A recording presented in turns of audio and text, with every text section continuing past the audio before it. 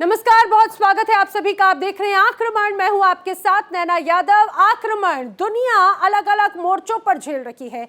आक्रमण से हाहाकार है, कहीं आक्रमण का रण तैयार है। दुनिया के अलग अलग मोर्चों से ऐसी ही अलग अलग तस्वीरें आई जो हुंकार की कहानी बयां करती हैं। ऐसी तस्वीरें जो आई अमेरिका और ईरान से। ओमान में बातचीत चल रही है, शांति की मेज सजी है, लेकिन मेज के नीचे तनी हुई है मिसाइलें। सवाल यही है, क्या इस बातचीत से तनाव खत्म होगा या फिर जंग होकर रहेगी? एक और तस्वीर आई, वो आई ईरान और अरब सागर से, जहां पर ईरान ने अपनी मिसाइलें तान दी और अरब सागर का पानी खौलता नजर आ रहा है। ताकत का ये प्रदर्शन सिर्फ संदेश है या किसी बड़े टकराव का संकेत, ये आने वाला वक्त बताएगा। एक और तस्वीर रूस यूक्रेन युद्ध से।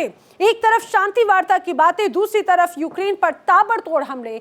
रूस की बमबारी जारी है और युद्ध विराम अभी भी दूर की कौड़ी बना हुआ है। ये अलग अलग तस्वीरें, एक ही सवाल, क्या दुनिया कूटनीति की राह चुनेगी या फिर इतिहास एक और युद्ध का अध्याय लिखने जा रहा है?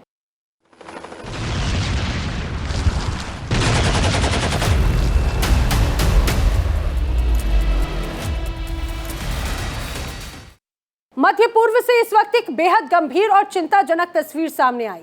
एक तरफ अमेरिका और ईरान ओमान में परमाणु वार्ता की मेज पर बैठे हैं, तो दूसरी तरफ अमेरिका ने अपने नागरिकों को तुरंत ईरान छोड़ने की कड़ी चेतावनी जारी कर दी।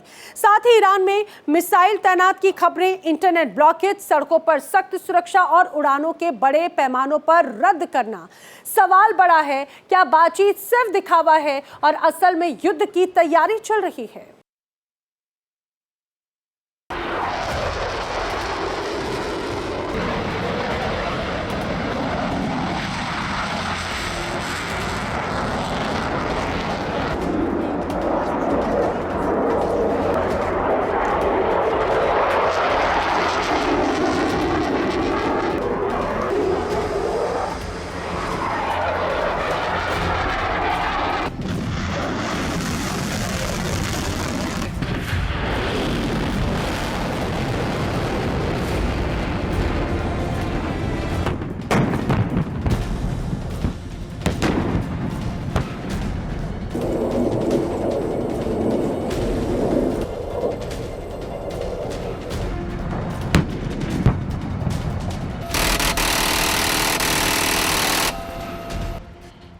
ओमान में अमेरिका और ईरान के बीच परमाणु मुद्दों पर बातचीत हो रही है।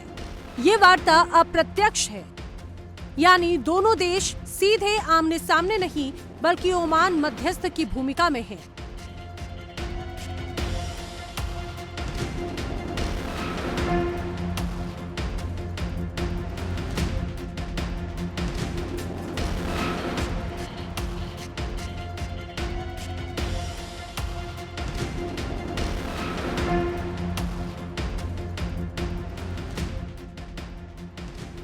मुद्दा वही पुराना, ईरान का परमाणु कार्यक्रम, प्रतिबंधों में राहत और क्षेत्रीय सुरक्षा। लेकिन इस बातचीत के बीच अमेरिका की ओर से आया एक बयान पूरे घटनाक्रम को संदिग्ध बना देता है।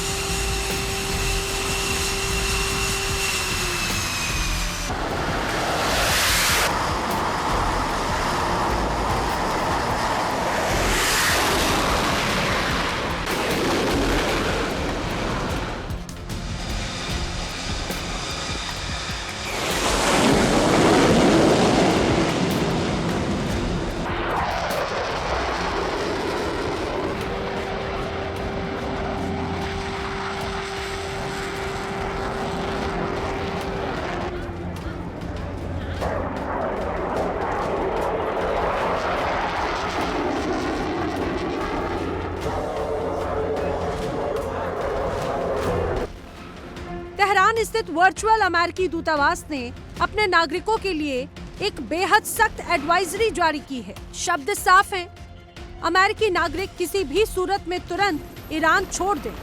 एडवाइजरी में कहा गया है कि ईरान में सुरक्षा उपाय अचानक बढ़ा दिए गए हैं।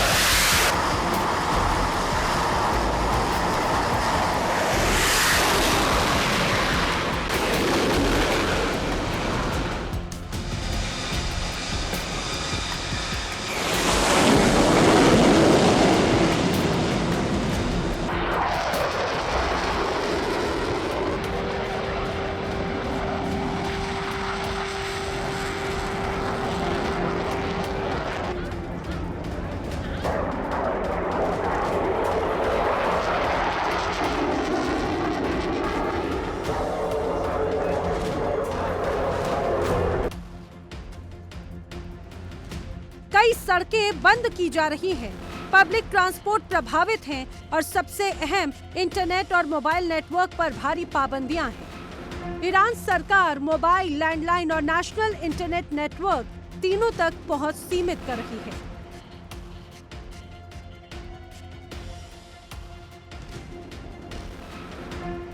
इतिहास बताता है कि जब भी ईरान इंटरनेट बंद करता है तो या आंतरिक अशांति होती है या किसी बड़े एक्शन की तैयारी।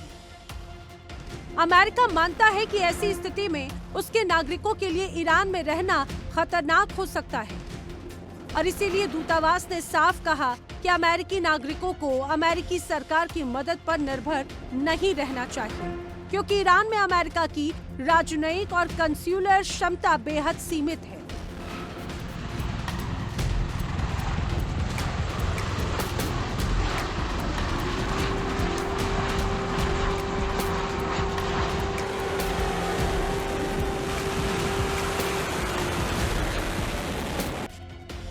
अमेरिकी एडवाइजरी में एक बेहद संवेदनशील चेतावनी ड्यूल नेशनल्स यानी अमेरिकी ईरान दोहरी नागरिकता रखने वालों के लिए दी गई है। ईरान दोहरी नागरिकता को मान्यता नहीं देता।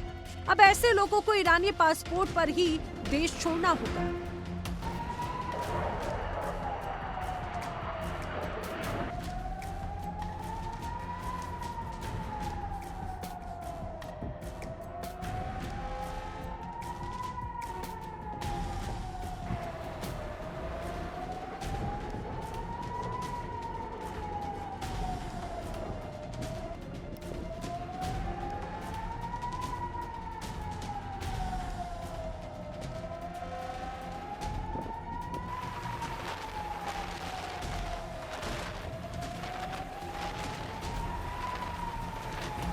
अगर किसी ने अमेरिकी पासपोर्ट दिखाया तो हिरासत में लिया जाएगा, पूछताछ होगी या गिरफ्तारी तक हो सकती है।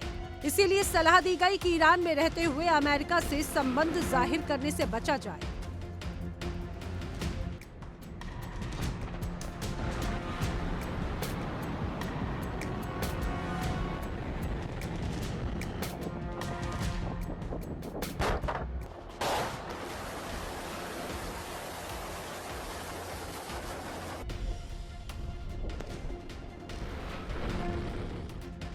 अब ईरान की स्थिति भी जरा समझिए। ईरान ने साफ कहा है कि परमाणु मुद्दों पर बात करने को हम तैयार हैं, लेकिन अपने मिसाइल कार्यक्रम पर किसी भी तरह की बातचीत नहीं होगी। ईरान मानता है कि उसकी बैलिस्टिक मिसाइलें उसकी राष्ट्रीय सुरक्षा की रीढ़ हैं।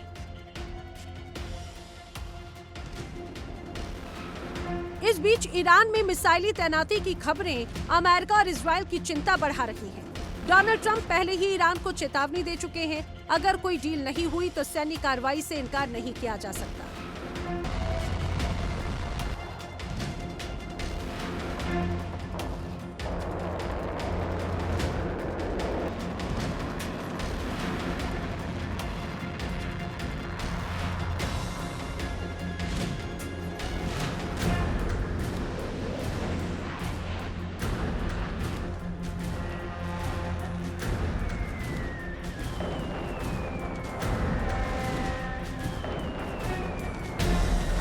अब जब वार्ता चल रही है, मिसाइलें तैनात हैं और अमेरिका अपने नागरिकों को निकाल रहा है, तो संकेत बेहद साफ है। किसी भी संभावित हमले से पहले अमेरिका सबसे पहले अपने नागरिकों को सुरक्षित निकालता है।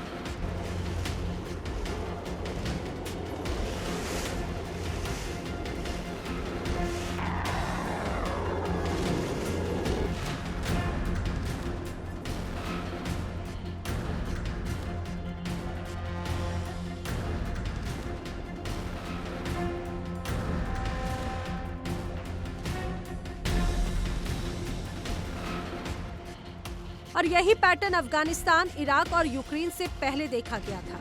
तो तस्वीर साफ है, ओमान में शांति की बातचीत चल रही है, लेकिन जमीन पर युद्ध की तैयारियां दिखाई दे रही हैं। अमेरिका को डर है कि ईरान परमाणु हथियार के करीब है। ईरान को डर है अमेरिका और इजरायल कभी भी हमला कर सकते हैं। और इस तनाव के बीच सबसे बड़ा सवाल यही है, क्या ये एडवाइजरी सिर्फ एहतियात है या फिर किसी बड़े हमले से पहले की आखिरी चेतावनी? दुनिया की निगाहें ओमान की बातचीत पर टिकी है, क्योंकि अगर ये वार्ता नाकाम हुई तो अगली खबर शांति की नहीं बल्कि टकराव की हो सकती है।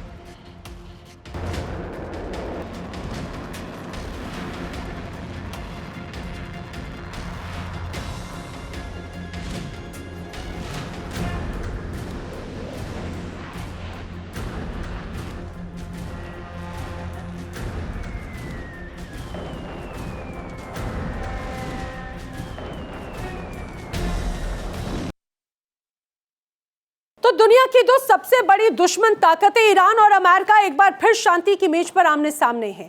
ओमान में बातचीत चल रही है, परमाणु समझौतों की बहाली पर हो रही है चर्चा। लेकिन सवाल ये, क्या ये शांति की कोशिश है या फिर युद्ध से पहले की आखिरी औपचारिकता? क्योंकि जब बातचीत चल रही है और उसी वक्त ईरान अपनी एडवांस मिसाइलें तैनात कर रहा है और अमेरिका मध्य पूर्व में अपने डिफेंस सिस्टम और मजबूत कर रहा है, यानी हाथ में शांति की फाइल है लेकिन उंगली ट्रिगर पर।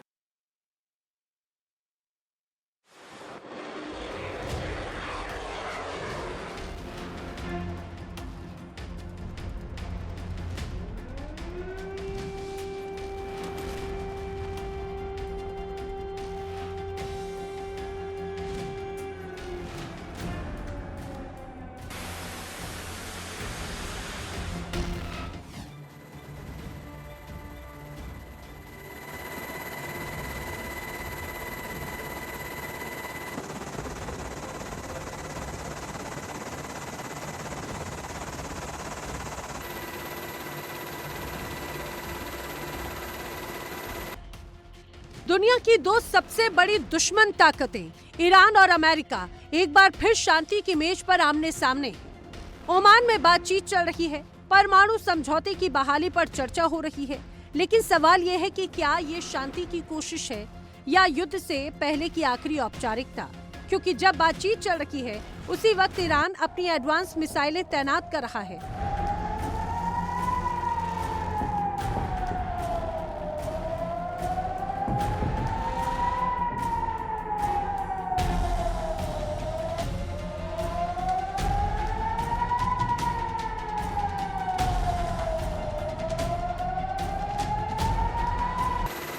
और अमेरिका मध्य पूर्व में अपनी डिफेंस सिस्टम और मजबूत कर रहा है।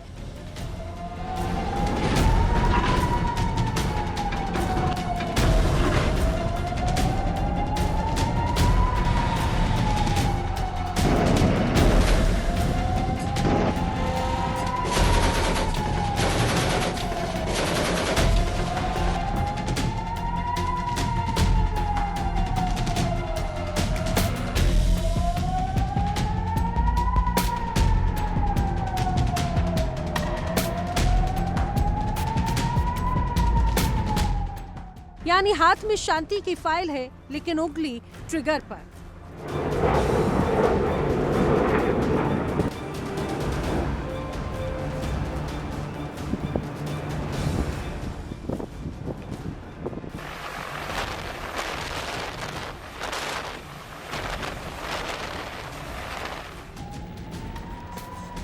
ईरान और अमेरिका के रिश्ते आज के नहीं, इनकी दुश्मनी की शुरुआत होती है 1979 की इस्लामिक क्रांति से। क्रांति के बाद ईरान में अमेरिका समर्थित शाह की सरकार गिरती है और सत्ता में आते हैं आयतुल्ला खुमैनी। अमेरिकी दूतावास पर कब्जा, 52 अमेरिकी नागरिकों को बंधक बनाना और यहीं से रिश्ते पूरी तरह से टूट जाते हैं।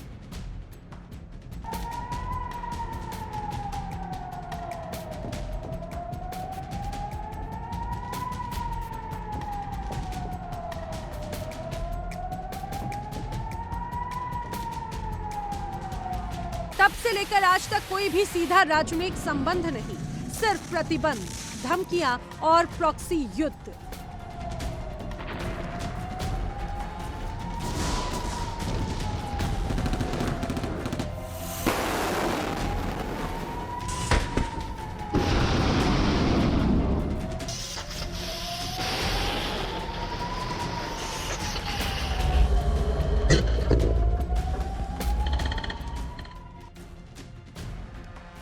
साल 2015 बराक ओबामा के कार्यकाल में JCPOA यानी ईरान परमाणु समझौता होता है। शर्त साफ थी, ईरान यूरेनियम संवर्धन सीमित करेगा, परमाणु हथियार नहीं बनाएगा। बदले में अमेरिका और यूरोप आर्थिक प्रतिबंध हटाएंगे।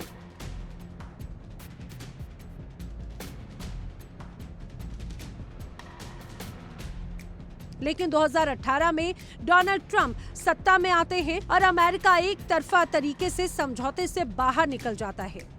ईरान भड़क जाता है। वो कहता है कि जब अमेरिका अपनी बात पर नहीं टिका तो हम क्यों टिके। इसके बाद ईरान यूरेनियम संवर्धन बढ़ाता है, नई सेंट्रीफ्यूज लगाता है और परमाणु हथियारों के और करीब पहुंचता है।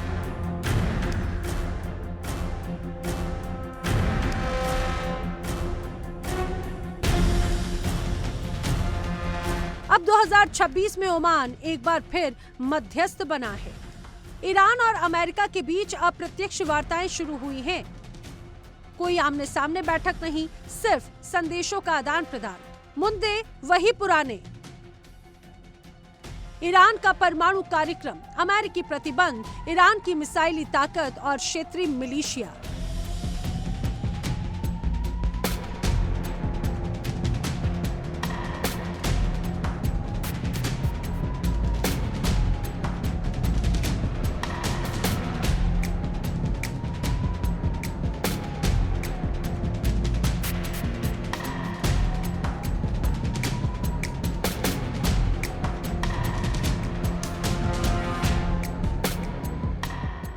दोनों पक्ष कहते हैं कि बातचीत सकारात्मक है, लेकिन कोई ठोस ब्रेक थ्रू नहीं, क्योंकि भरोसा लगभग खत्म हो चुका है। बात की जाए ईरान की ओर से तनी मिसाइलों की, तो हाल ही में IRGC ने खुर्रम शहर पर 4 मिसाइलों की टेस्टिंग की, जिसकी रेंज करीब 2000 किलोमीटर है। वॉरहेड 1500 किलोग्राम है।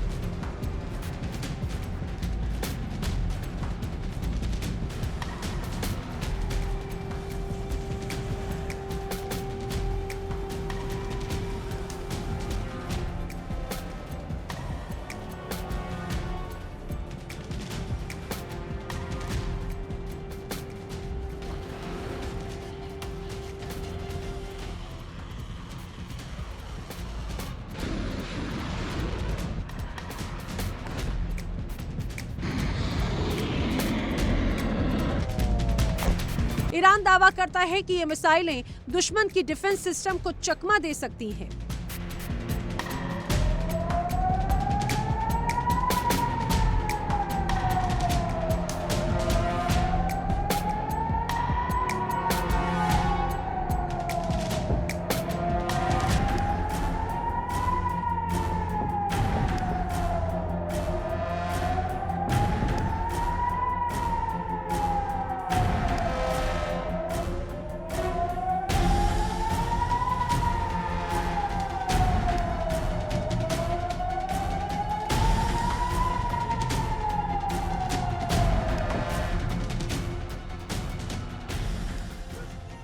ईरान का तर्क साफ है। अमेरिका के सैन्य अड्डे सऊदी अरब, कतर, UAE, बहरीन और इराक में हैं।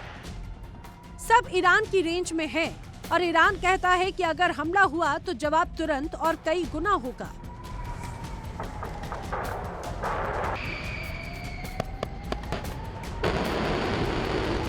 पिछले साल इजराइल के साथ 12 दिनों के संघर्ष से ईरान ने सीखा कि अब सिर्फ धमकी नहीं, सीधी ताकत दिखानी होगी। अब दूसरी तरफ अमेरिका कहता है कि वो युद्ध नहीं चाहता, लेकिन तैयारी पूरी है। मध्य पूर्व में हजारों अमेरिकी सैनिक, patriot missile system, Thar defence system, Israel के साथ इंटेलिजेंस साझेदारी है। सेंटकॉम के तहत सऊदी अरब, UAE और इजराइल के साथ मजबूत सैन्य तालमेल है। अमेरिका की चिंता है कि अगर ईरान परमाणु बम बना लेता है तो पूरा मध्य पूर्व अस्थिर हो जाएगा और सबसे बड़ा डर इजराइल का अकेले हमला कर देना है। असल बात यह है कि युद्ध किसी के हित में नहीं। ईरान की अर्थव्यवस्था, भारी प्रतिबंध, महंगाई, बेरोजगारी, जनता में असंतोष, अमेरिका के लिए तेल की कीमतें आसमान छू सकती है। वैश्विक अर्थव्यवस्था प्रभावित होगी, घरेलू राजनीति पर असर पड़ेगा। चीन, रूस और यूरोप सब चाहते हैं कि समझौता हो, क्योंकि अस्थिर मध्य पूर्व पूरी दुनिया को हिला सकता है। विशेषज्ञ मानते हैं कि अगर वार्ता सफल हुई तो सीमित परमाणु समझौता होगा, कुछ प्रतिबंध हटेंगे, तनाव कुछ कम होगा, लेकिन मिसाइल कार्यक्रम पर ईरान शायद ही झुके। अगर वार्ता टूटती है, साइबर हमले, प्रॉक्सी युद्ध, इजराइल का सीधा हमला या फिर सीमित लेकिन खतरनाक सैन्य टकराव, स्थिति बेहद नाजुक है। तो फिलहाल तस्वीर साफ है, शांति की मेज पर मुस्कान है, लेकिन मेज के नीचे मिसाइलें तैयार हैं।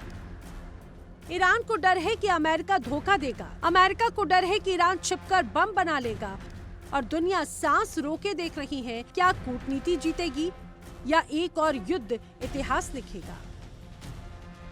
Bureau report, India daily.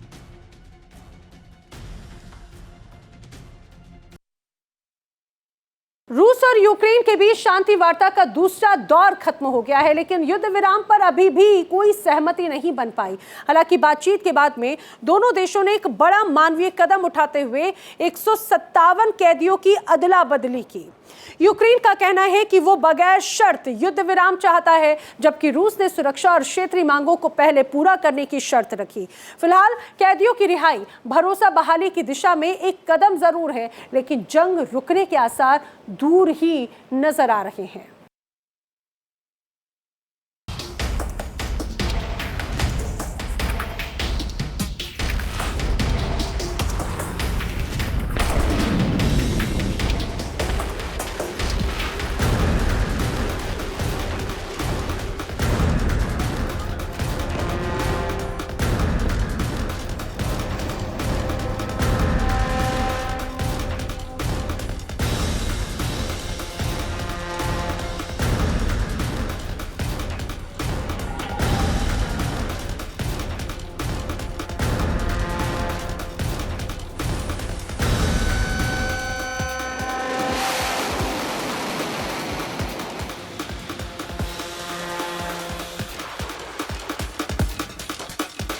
दुनिया फिर एक बार बारूद के ढेर पर बैठी है।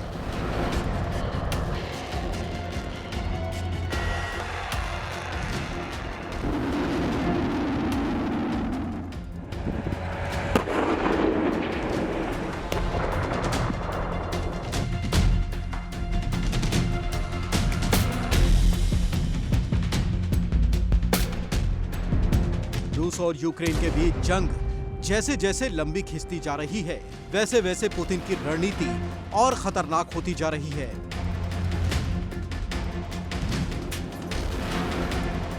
मॉस्को से निकला एक नया आदेश और पूरा यूरोप सिहर गया।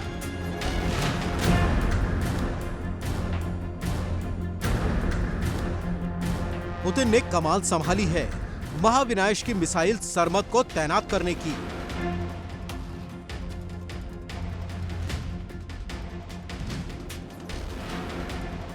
एक ऐसी मिसाइल जो एक साथ 15 न्यूक्लियर वॉरहेड ले जा सकती है।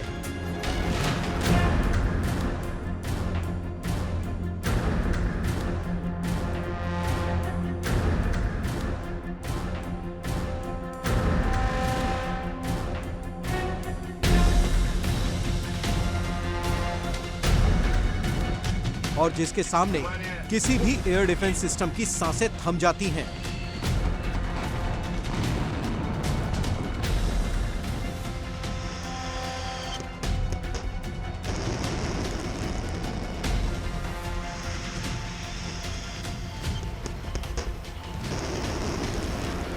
रिपोर्ट्स के मुताबिक रूस अगले साल तक RS-28 सरमद मिसाइल सिस्टम को पूरी तरह तैनात करने जा रहा है।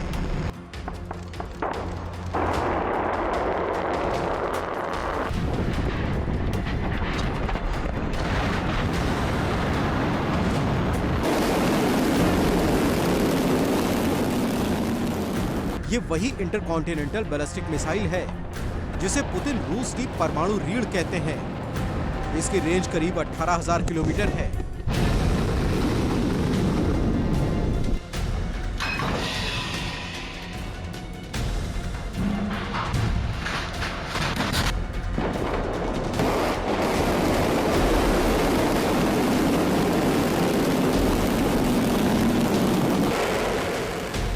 यानी दुनिया का कोई भी कोना रूस की पहुंच से बाहर नहीं है।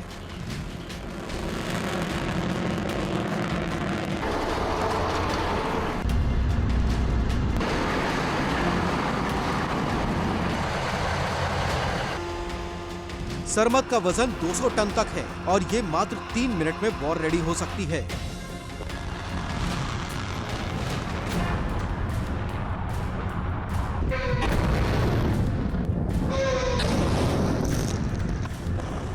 रूस का दावा है कि ये मिसाइल अमेरिकी डिफेंस सिस्टम थार्ड को भी भेज सकती है।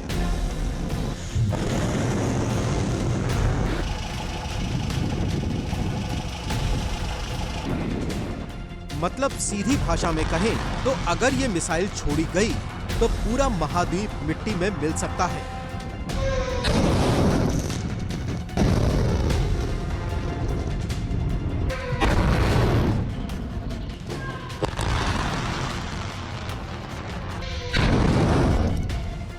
यही वजह है कि जैसे ही सरमद की तैनाती का आदेश आया, यूरोप में खलबली मच गई।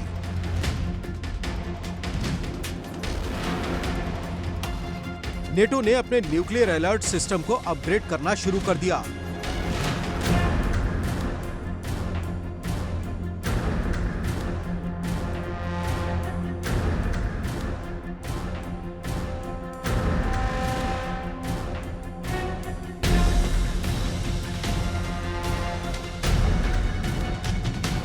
ब्रिटेन, फ्रांस और जर्मनी की खुफिया एजेंसियों ने तुरंत मीटिंग बुलाई। फ्रांस ने तो अपने सैन्य बेस पर सतर्कता बढ़ा दी।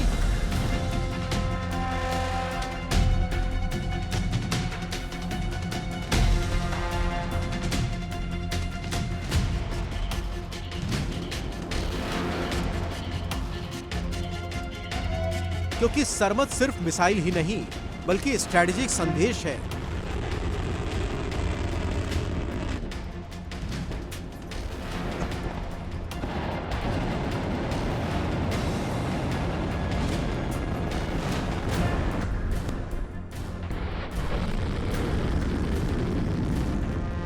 पुतिन का ये संदेश कि रूस अब किसी चेतावनी या डिप्लोमेसी के मूड में नहीं है, लेकिन कहानी यहीं खत्म नहीं होती। रूस अब 2 लेवल वॉर लड़ रहा है।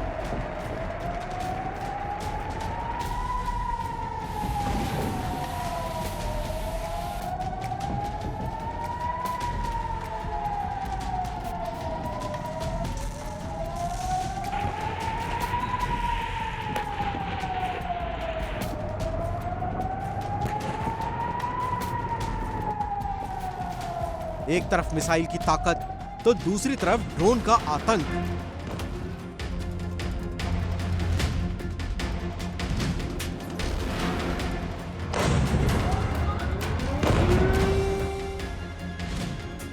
पिछले 1 साल में रूस ने जिस पैमाने पर कामिकाज़े ड्रोन का इस्तेमाल किया, उसने यूक्रेन के शहरों को खंडहर में बदल दिया।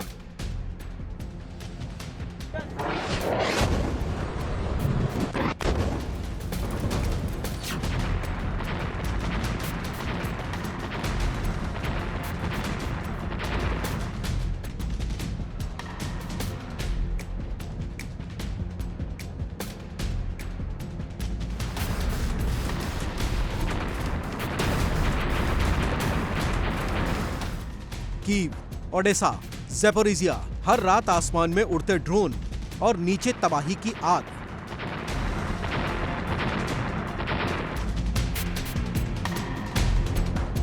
यूक्रेनी एयर डिफेंस सिस्टम बार बार जवाब दे जाता है, लेकिन रूस की ड्रोन फौज खत्म नहीं होती। रूसी गेरान-2 ड्रोन अब युद्ध का सबसे मारक हथियार बन चुका है।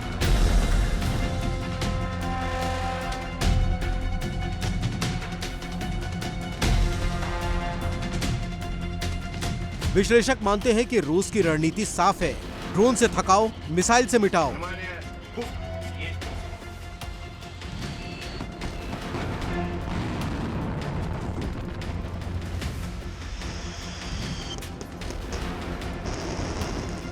ड्रोन हमलों से यूक्रेन की बिजली व्यवस्था, ऑयल डिपो और रेल नेटवर्क को पंगु बनाया जा रहा है।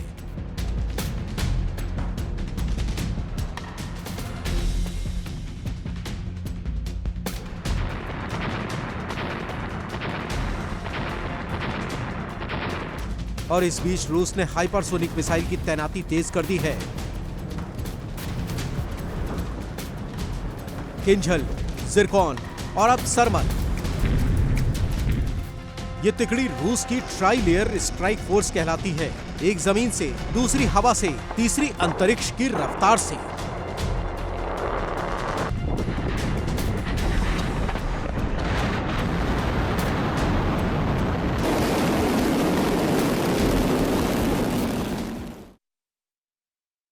और अब रूस सिर्फ जंग नहीं लड़ रहा, रूस एक संदेश दे रहा है कि हम किसी को डराना नहीं चाहते, लेकिन अगर कोई आगे बढ़ा तो हम रुकेंगे भी नहीं। ये शब्द खुद व्लादिमीर पुतिन के हैं। उन्होंने अपने परमाणु सलाहकारों के साथ में बैठक में कहा था कि रूस अपनी एटमी शक्ति को और मजबूत करेगा। उन्होंने ये भी जोर दिया कि हम किसी को धमकी नहीं दे रहे, लेकिन रूस की सुरक्षा हमारी सर्वोच्च प्राथमिकता है। यानी पुतिन अब सीधे न्यूक्लियर डिटरेंस की नीति पर लौट आए हैं।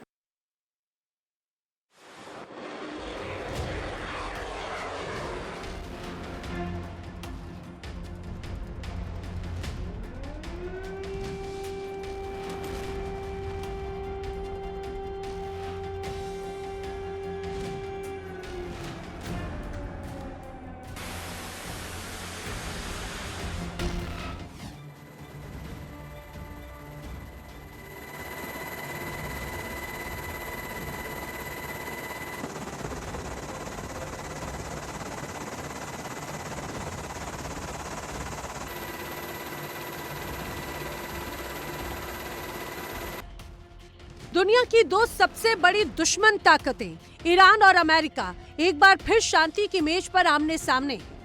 ओमान में बातचीत चल रही है, परमाणु समझौते की बहाली पर चर्चा हो रही है, लेकिन सवाल यह है कि क्या ये शांति की कोशिश है या युद्ध से पहले की आखिरी औपचारिकता? क्योंकि जब बातचीत चल रही है उसी वक्त ईरान अपनी एडवांस मिसाइलें तैनात कर रहा है।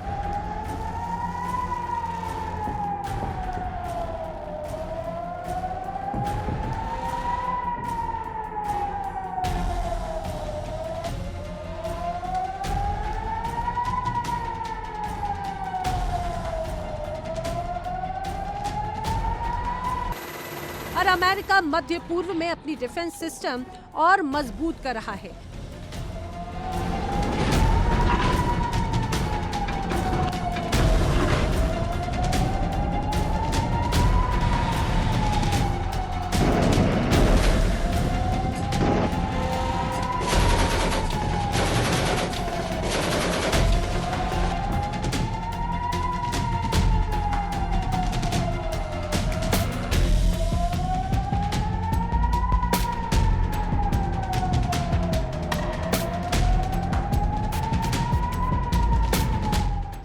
यानी हाथ में शांति की फाइल है, लेकिन उंगली ट्रिगर पर।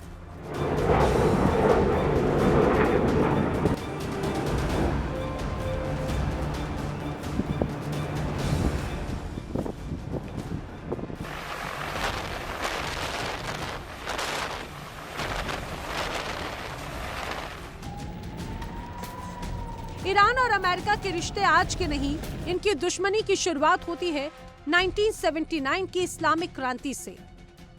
क्रांति के बाद ईरान में अमेरिका समर्थित शाह की सरकार गिरती है और सत्ता में आते हैं आयतुल्लाह खुमैनी। अमेरिकी दूतावास पर कब्जा, 52 अमेरिकी नागरिकों को बंधक बनाना, और यहीं से रिश्ते पूरी तरह से टूट जाते हैं।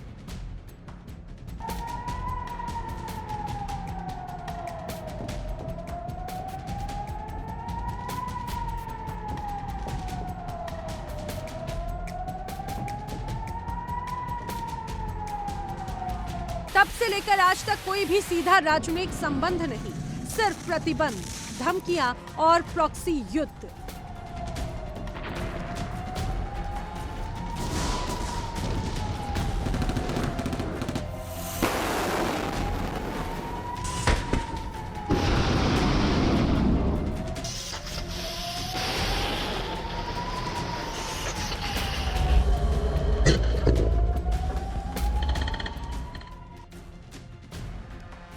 साल 2015 बराक ओबामा के कार्यकाल में JCPOA यानी ईरान परमाणु समझौता होता है। शर्त साफ थी, ईरान यूरेनियम संवर्धन सीमित करेगा, परमाणु हथियार नहीं बनाएगा। बदले में अमेरिका और यूरोप आर्थिक प्रतिबंध हटाएंगे।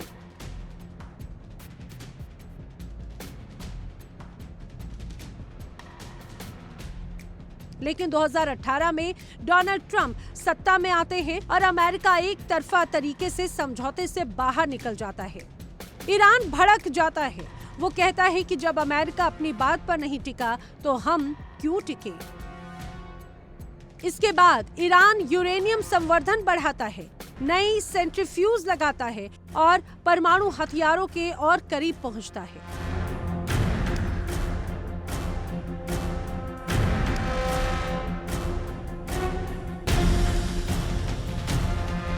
अब 2026 में ओमान एक बार फिर मध्यस्थ बना है। ईरान और अमेरिका के बीच अप्रत्यक्ष वार्ताएं शुरू हुई हैं। कोई आमने सामने बैठक नहीं, सिर्फ संदेशों का आदान प्रदान। मुद्दे वही पुराने। ईरान का परमाणु कार्यक्रम, अमेरिकी प्रतिबंध, ईरान की मिसाइली ताकत और क्षेत्रीय मिलिशिया।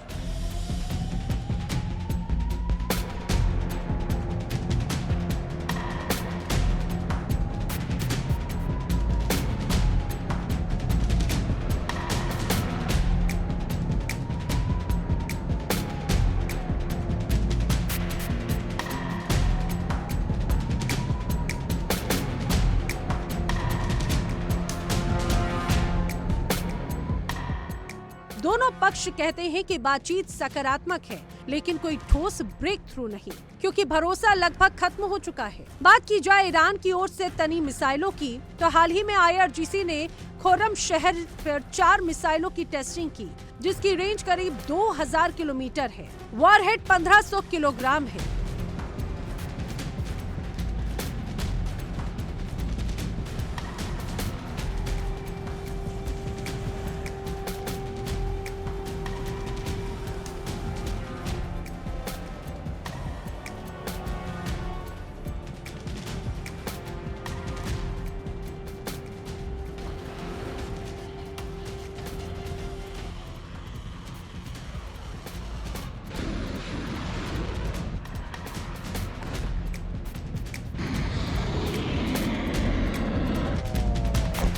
ईरान दावा करता है कि ये मिसाइलें दुश्मन की डिफेंस सिस्टम को चकमा दे सकती हैं।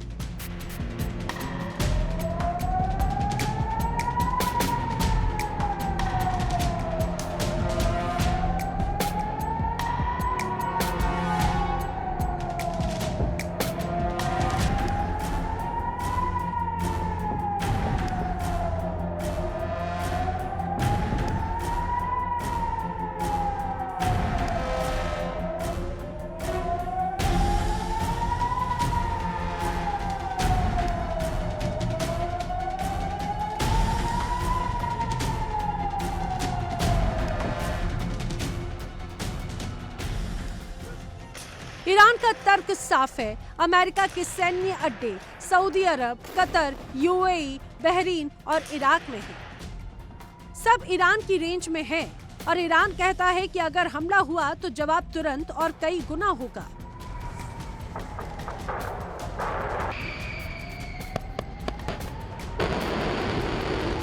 पिछले साल इजराइल के साथ 12 दिनों के संघर्ष से ईरान ने सीखा कि अब सिर्फ धमकी नहीं, सीधी ताकत दिखानी होगी।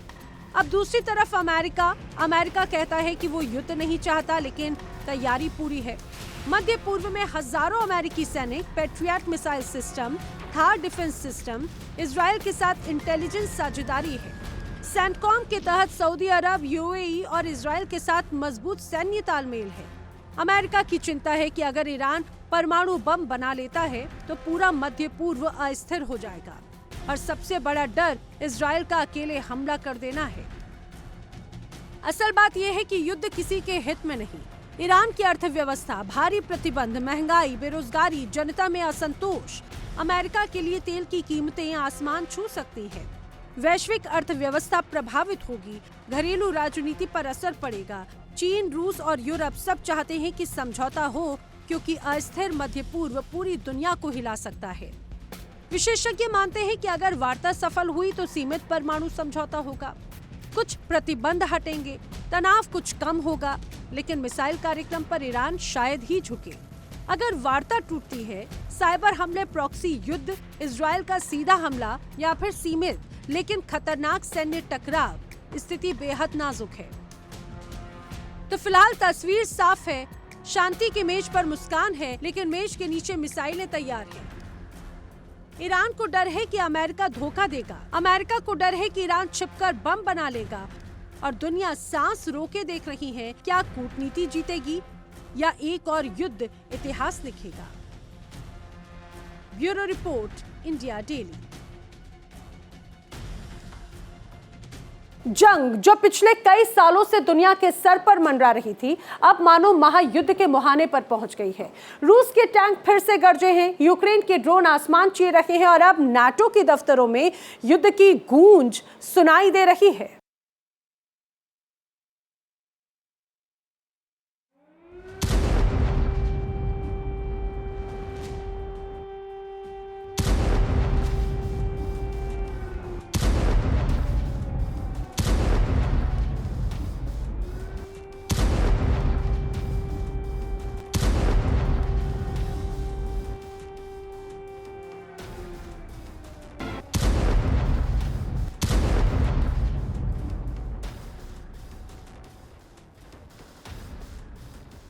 बात करेंगे उस आग की जो धीरे धीरे यूरोप को निगलने के लिए निकल पड़ी है।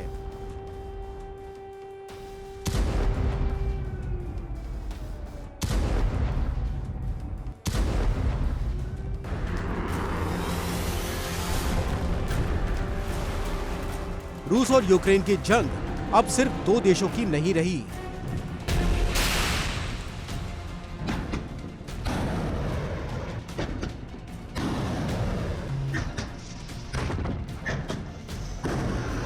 अब इसमें शामिल हो गए हैं जर्मनी, फ्रांस और नेटो के बाकी देश।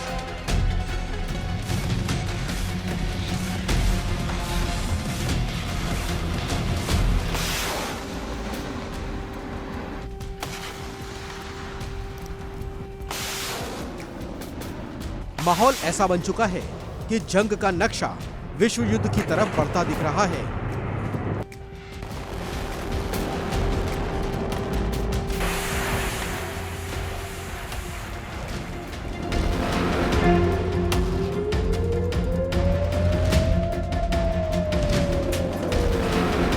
जर्मनी अब डिप्लोमेसी नहीं, डिफेंस की बात कर रहा है। बर्लिन से लेकर ब्रसेल्स तक रूस को चेतावनियों की झड़ी लगी है।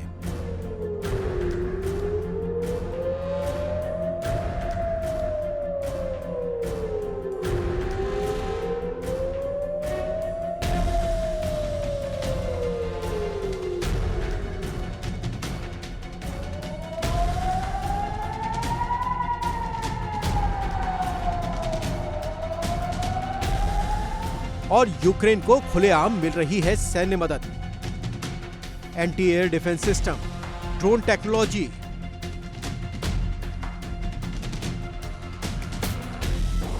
और अब टॉमहॉक मिसाइलें तक।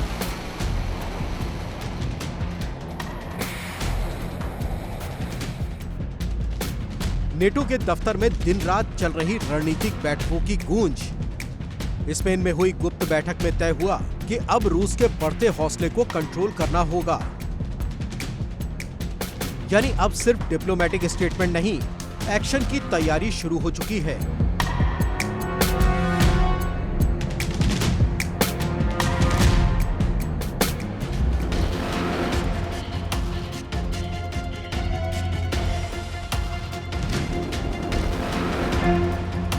यूक्रेन भी अब बचाव में नहीं, जवाब पर उतर आया है। रूस के कई शहरों पर यूक्रेनी हमले जारी हैं।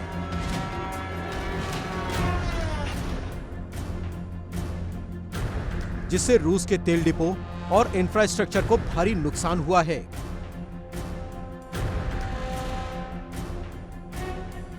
तो रूस कहां पीछे रहने वाला है?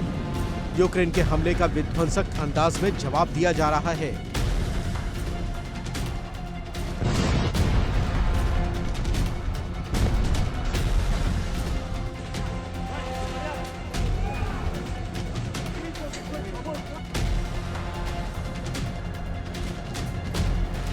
यूक्रेन की एनर्जी लाइन पर मिसाइलें बरसी और पूरा देश एक बार फिर अंधेरे में डूब गया।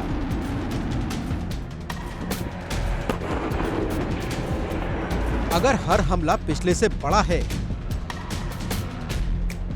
तो क्या अगला कदम महायुद्ध की शुरुआत होगा? क्योंकि अब जंग सिर्फ हथियारों की नहीं, इच्छाओं की हो चुकी है।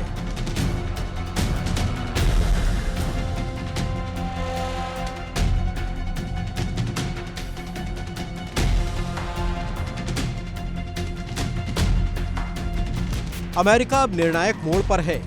पेंटागन तैयार है।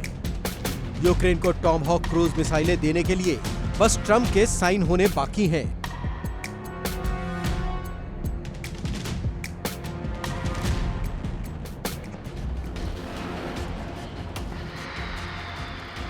अगर ये साइन हो गए तो यूक्रेन के हाथ ऐसी ताकत होगी जो सीधे रूसी धरती तक वार कर सकेगी।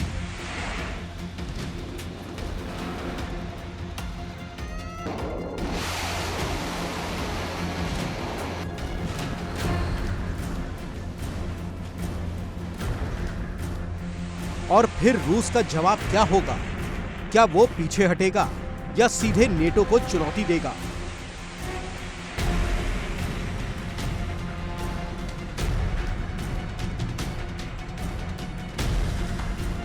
जर्मनी, ब्रिटेन, स्पेन, एक एक कर हर नेटो देश युद्ध मोड में आ रहा है।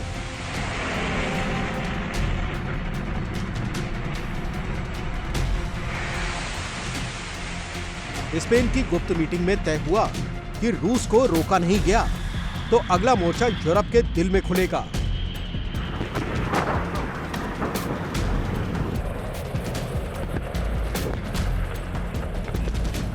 और इसलिए नेटो ने कमर कस ली है। रूस ने कहा कि जो भी देश यूक्रेन को हथियार देगा वो खुद को इस जंग का हिस्सा समझे। पुतिन की ये चेतावनी साफ है कि अगर पश्चिम ने दखल बढ़ाया तो रूस पीछे नहीं हटेगा और अगर रूस आगे बढ़ा तो फिर कोई रेखा नहीं बचेगी। सोचिए, टॉमहॉक मिसाइल,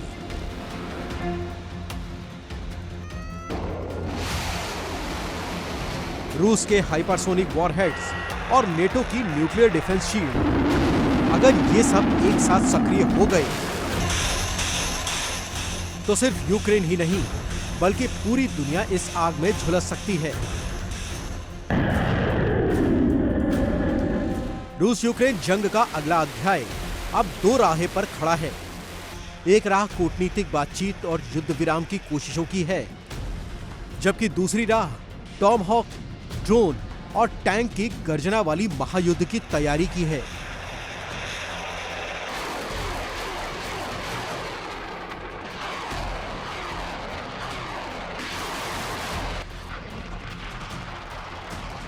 दुनिया किस राह पर जाएगी ये आने वाले कुछ हफ्तों में तय हो जाएगा। तो वहीं पुतिन के चेहरे की मुस्कान, जिसके पीछे जमी है ठंडक। व्लादिमीर पुतिन की ठहरी हुई नजर अब साफ संदेश दे रही है कि यूक्रेन को कुचलकर ही दम लेंगे।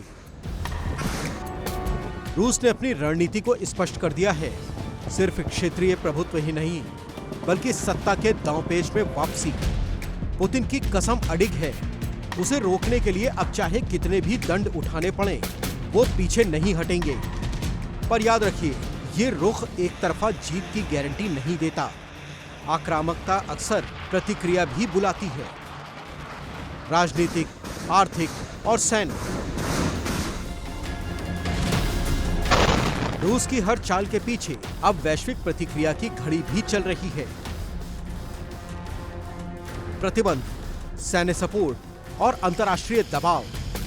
पुतिन की पकड़ जितनी दृढ़ है उतनी ही दुनिया की शतरंज भी सक्रिय है। सबसे बड़ी सच्चाई यही है कि ये जंग अब सिर्फ दो देशों की नहीं रह गई है, ये बन गई है विश्व की शक्ति संतुलन की परीक्षा। दुनिया की हर चाल, यूरोप की हर प्रतिक्रिया और यूक्रेन की जीत या हार तय करेगी कि आने वाली सदी कैसी होगी।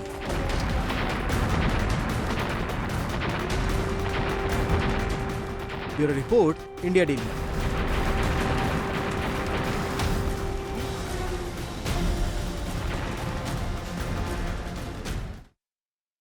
और यहाँ पर वक्त एक ब्रेक का, लेकिन खबरें आगे भी जारी हैं। इंडिया डेली पर आप बने रहिए हमारे साथ। इंडिया डेली अब आपके स्मार्ट टीवी पर भी मौजूद है। अब आप लाइव देख सकते हैं अलग अलग प्लेटफॉर्म्स पर।